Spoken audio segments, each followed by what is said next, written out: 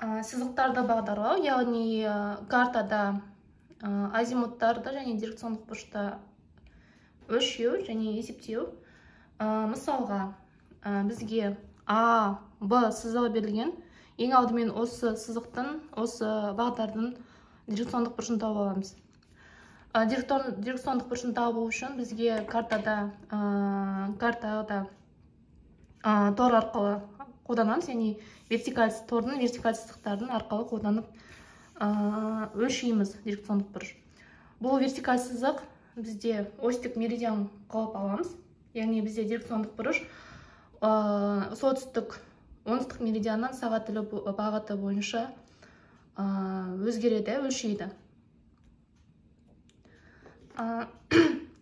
Міне А, Б сызығын сызып қойдым. Енді осының дирекциондық бұрышын табу үшін біз осы А, Б сызығына, яғни А сызығына қарай на сеткаға параллель сызық сызуымыз қажет. Яғни бұлай сызуға болады. Және де бізге мына бұрышты өлшейміз. Бұл дирекциондық бұрыш болады. Тура дирекциондық бұрыш. А, Б сызығының тура дирекциондық бұрышы. Немесе бұлай параллель сызуға ыңғайсыз болып тұрса, А, Б сызығын ұзартып, сетканы қиып өтетіндей қылып нетіп, сызып, ұзартып, мына бұрышты өлшеуге болады. Бұл да альфа А, Б болады, яғни дирекциондық бұрыш. Яғни мына бұрыш екеуіне бір-біріне тең болып келеді.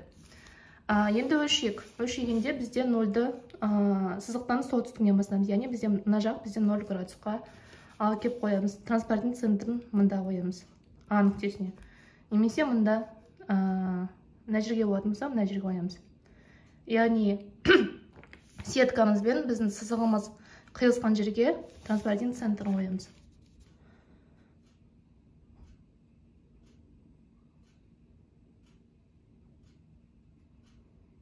Яғни қойдым, 0-дан бастап өлшем, яғни солтүстіктен бастап сағат тілі бағыты бойынша біздің сызыққа дейін өлшем, яғни мына жерге дейін болады.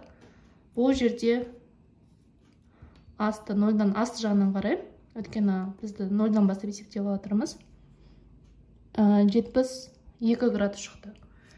Яғни альфа АБ 72 градус болды. Оны қағазға жазғанда альфа, яғни дирекциондық бұрыш, альфа АБ равна тең 72 градус болды. Бұл дирекциондық бұрыш. Тура дирекциондық бұрыш.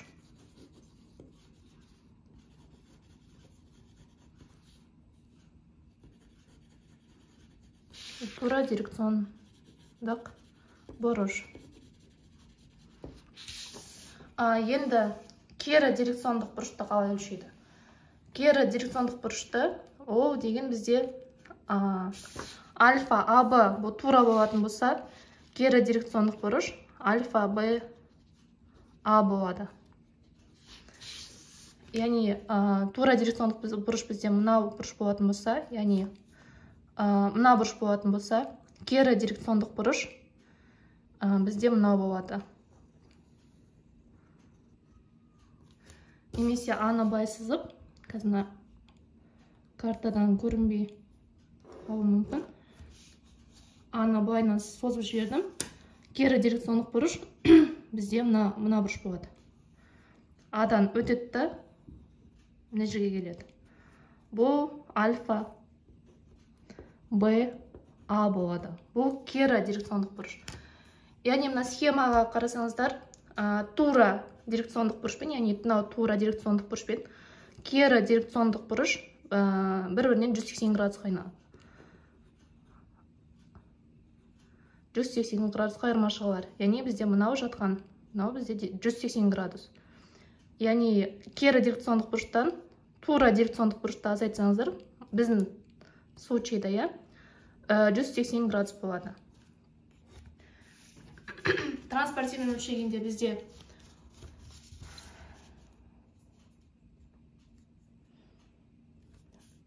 бірінші мына жағын өлшеміз, бізде мына 180 болады. И 180-ге астынан қойып өлшейміз.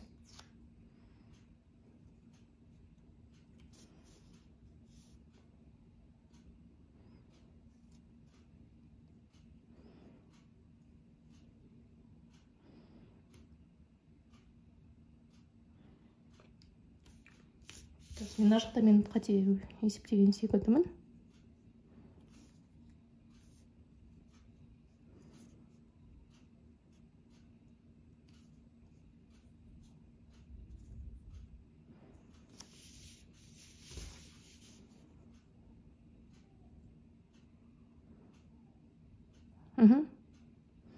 Дұрыс, тоже 72 градус шығып тұр, яғни 180-ге 72 градусты қосасыздар. 72 градусқа қосу 180 градус. Сонда болады 252 градус. Бұл кері дирекциондық бұрыш.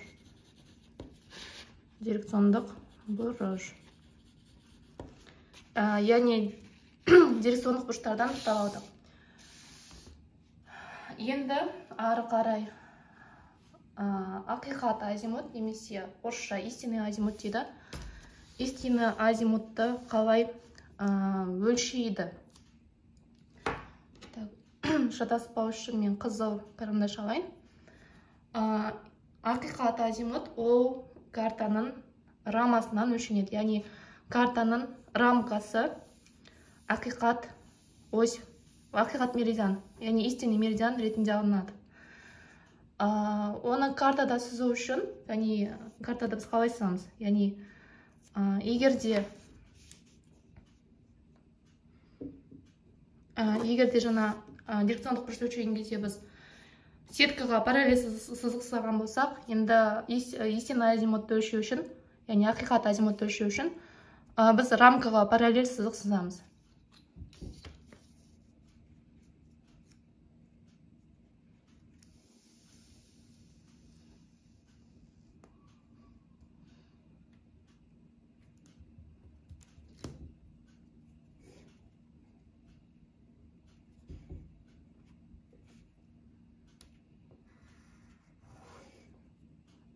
Қарандашым жуан болып тұр. Яғни мен қызыл сызықпен сыздым. Бұл сызық бізге рамкаға, яғни картаның сыртқы жақтауына параллель сызық. Бұл бізде азимут болады. Яғни азимутты біз осы сызықтан бастап өлшейміз. Бұл ақиқат азимут болады. Истинный азимут деп атайды.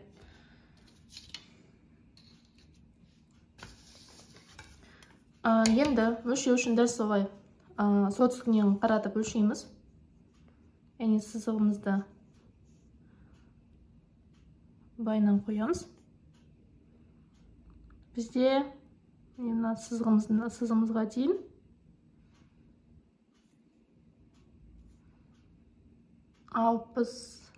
65, 6, 67, мен 68 арасында тұр. 68 деп жоқтап алайық.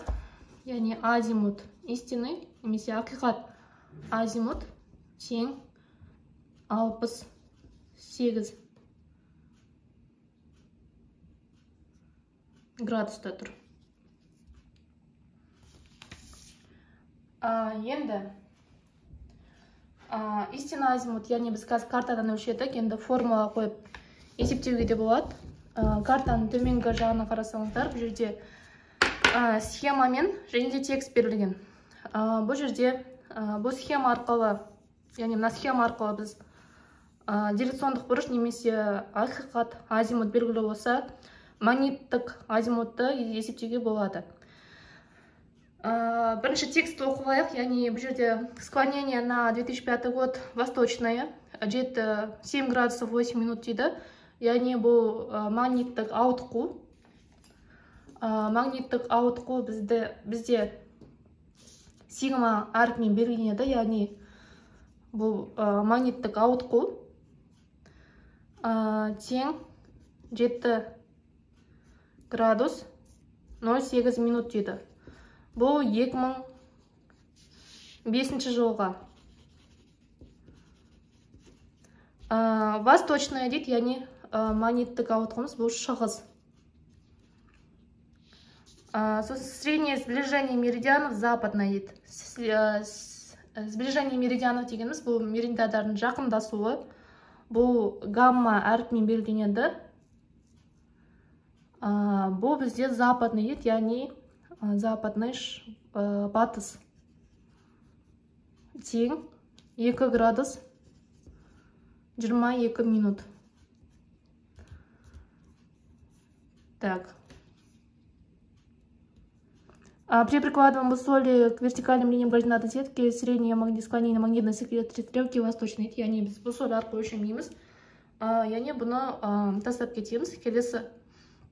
Келесі сөйлемді оқса, годовое изменение склонение восточное дейді, яғни магниттік ауытқуымыз жылдық ауытқуы бізде 0 градус 0,1-ге тең екен. 0 градус 1 минутқа тең. Яғни бұл да шығыс болып келеді. Поправка дирекционного при переходе к магнитному азимуту. Яғни бұл бізге қажет емес. Яғни осы арқылы ең алдымен біз нені өлшеп аламыз? Қазір 2022 жыл, яғни 22 жылға магниттік ауытқуды есептеп алуымыз қажет. Яғни 2005 жылдан бізде 2022, қазір 22 жыл, азайтамыз 2005 жыл. Сонда 17 жыл өтті. 17 жыл өтті. Яғни бізде берілген 7 градус 08 минуттан бұл 2005 жылға. Біз қазір 2022 жылдық есептеуіміз керек. Жылдық ауытқу 0 градус 0,1 минут дейді. Яғни қазіргі 17 жылдан нешеге өзгергенін көбейтіп аламыз. Яғни 17 жылды көбейтеміз жылдық ауытқуға. Яғни бұл 0 градус 0,1 минут. Тең болады 0 градус 17 минут.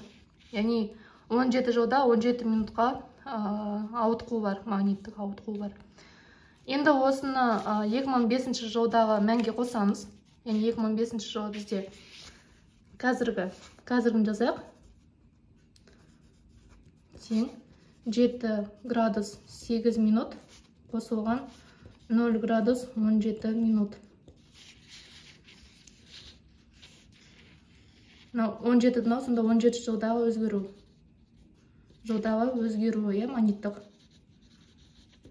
Магниттік ауытқуды. 7 градус 18 минут қосылған 0 градус 17 минут болады 7 градус 25 минут. Яғни бұл 2022 жылға. Яғни қазір бізде 7 градус 25 минут болып тұр магниттік ауытқу. Енді магниттік ауытқуды біле отырып,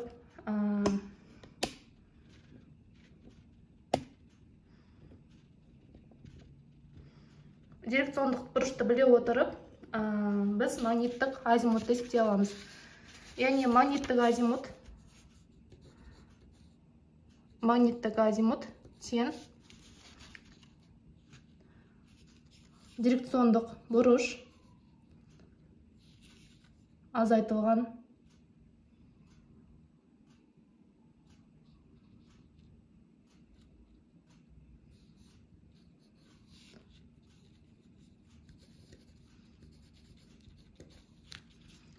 магниттік ауытқу. Яғни біздің дирекциондық бұрышымыз 72 градус болып тұр.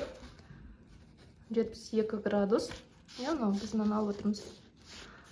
Азайту 7 градус 25 минут. Тең болады.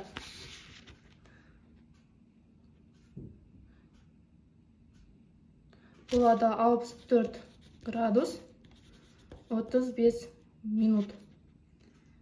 Яғни магниттік азимутымыз 67 градус 35 минутқа тең болды.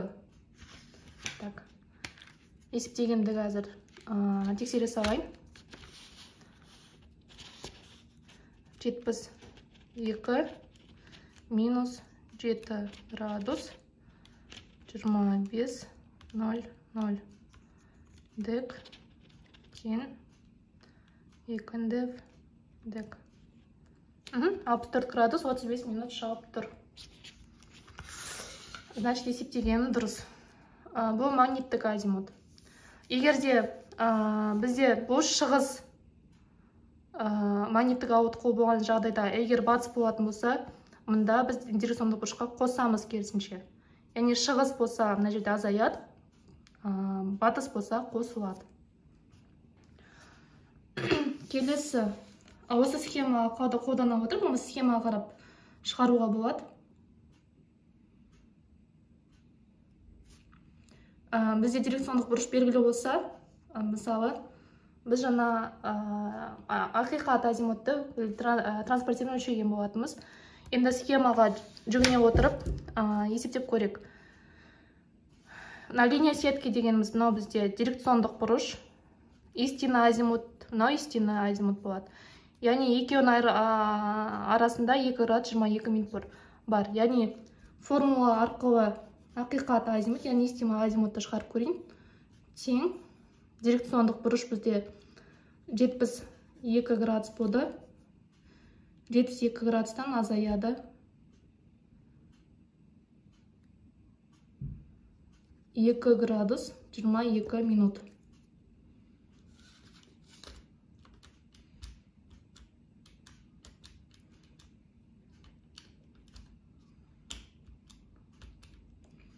Болады 69 градус 38 минут. Менде 68 градус шыққан екен, яғни мен 1 градусқа қателестім. Қазір қайта өлшеп көрейін.